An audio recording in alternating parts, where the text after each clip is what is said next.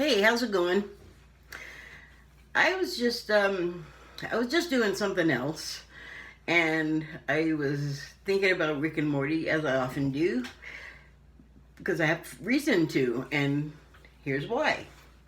Well, first of all, let me just say I really like the show. It makes me laugh so hard, and it's another one of those cartoons that seems to have a time machine, which I also really like. So, um, even though I do have an issue with them. It's not like it's something that's just I guess is going to happen to me over and over, and I'm not sure how to prevent it when I don't know. It's just a weird thing, but that's not. I'll get to that.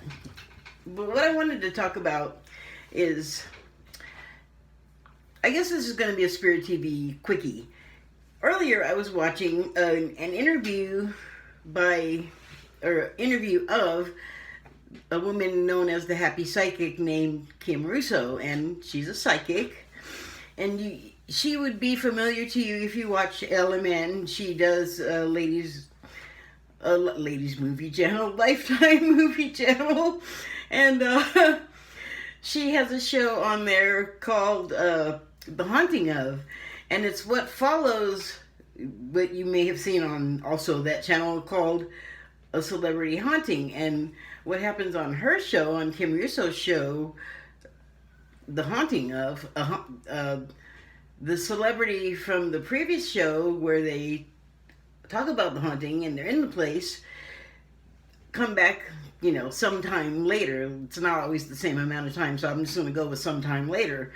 And they meet with Kim. Sounds like they contact her. It might have something to do with other show. These things tend to all kind of be connected. It is the same network. So anyway, they contact her and they want to get to the bottom of what happened whenever it happened in the other place that haunted them so, and still does, however long later, years, whatever later, to the point where it's, I guess, impacting their ability to live without thinking about it, obsessing on it. So they contact her to work through. They usually don't have a real clear idea of why they've done it, but if you watch stuff like this often, you will know that everybody has a level of abilities, whether they acknowledge it when they're doing it as that or not. Because a lot of times, even me, I had to understand what was happening as far as being able to sense things, to know things, to understand things without being specifically told or told at all. It's a sensing thing. Everybody has it on some level. She's got a whole bunch. So Kim Russo does. And so but that's not what I was watching earlier. I did watch one, and then I watched this interview, which is what I want to talk about.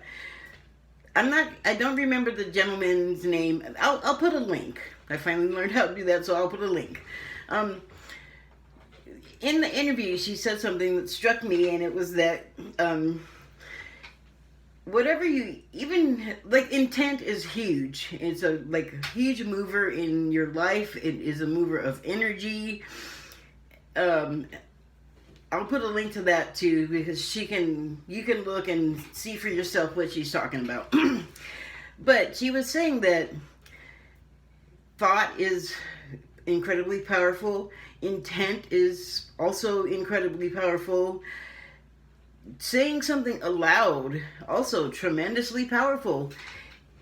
And the thing that stuck with me, or that I got snagged on, I guess, was that she said, even if intent is so important, even if you don't intend to be hurtful, you can, or do, or, can or are hurtful. So they were talking about it in this part of the conversation, just how to keep on a high vibration and stay positive. And a negative thing to do is to,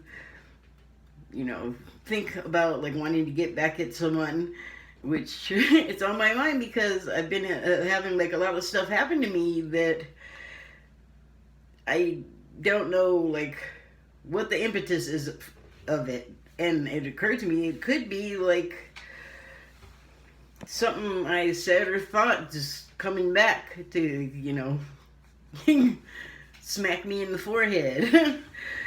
So, she said that,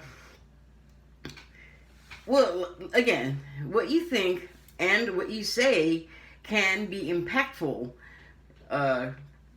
to like something you can actually see as in another person, or to the energy which you really probably can't see, and people we don't even know it's coming or feel it a lot of times, or if we feel it we don't know what it is, like it's not identified.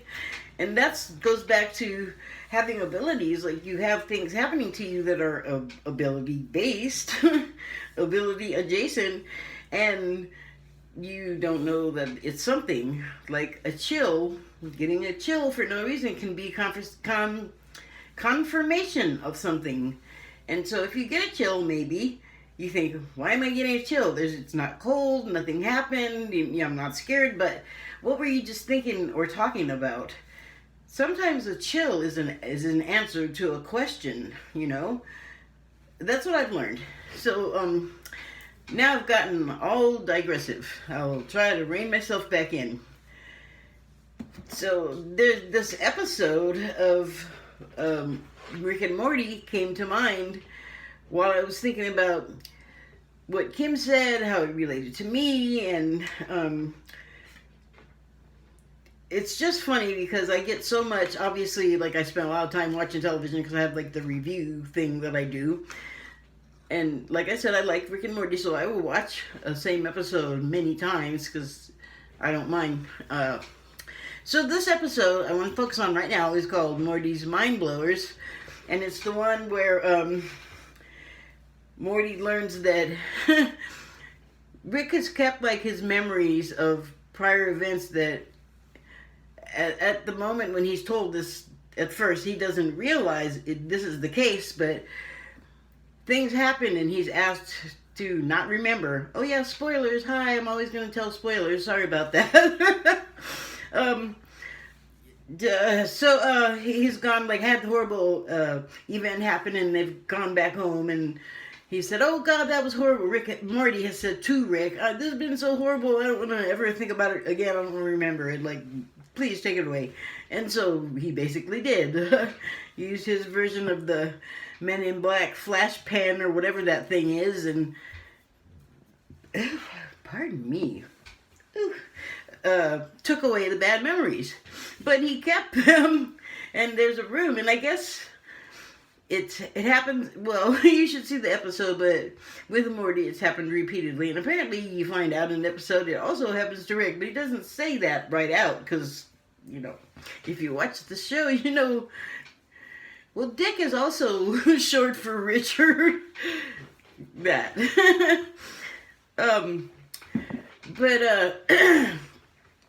Oh, I think I might be mixing episodes here. I am. I'm not even looking at my notes, which I actually took. What I said here in my notes is that Morty learns the retries because failure to have the perfect experience play out perfectly, not to be taken for granted. Experiences have come. Well, doesn't make any sense to you. It makes sense to me. So let me try this again. I don't know why I got that other episode. It's totally not what I have written down. I don't know. Just like see if it adds anything to your experience. The one I want to talk about is Morty wants to die with Jessica, his love at the high school, and I mean he just wants to like live his whole life and like just loves her to death, and oh my God, she's his other half, and it's world shaking, and sometimes she's all into him, and other times she's just like meh. So he has the technology, Morty, or he gets it from Rick, I should say. Morty gets the technology to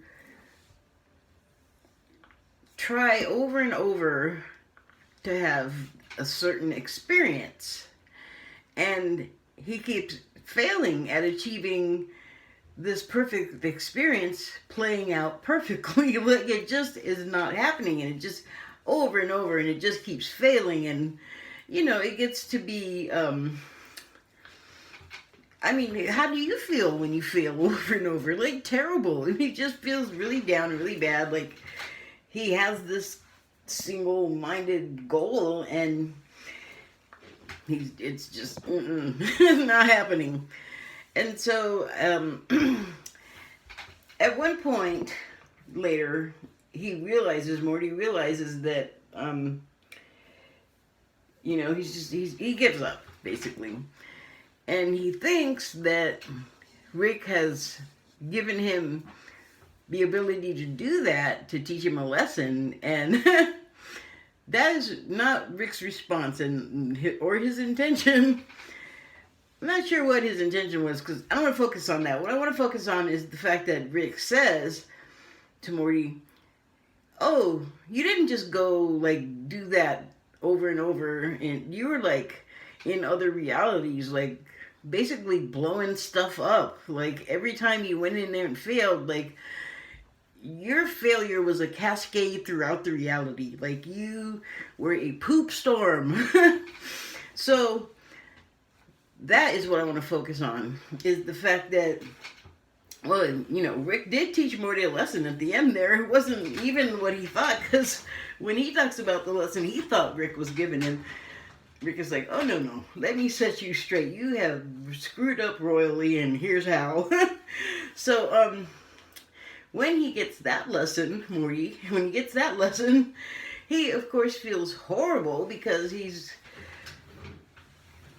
gone in and usurped the life of all these other Mortys in other realities, basically. So, he's leaving, like, carnage and wreckage and grief and pain in his wake.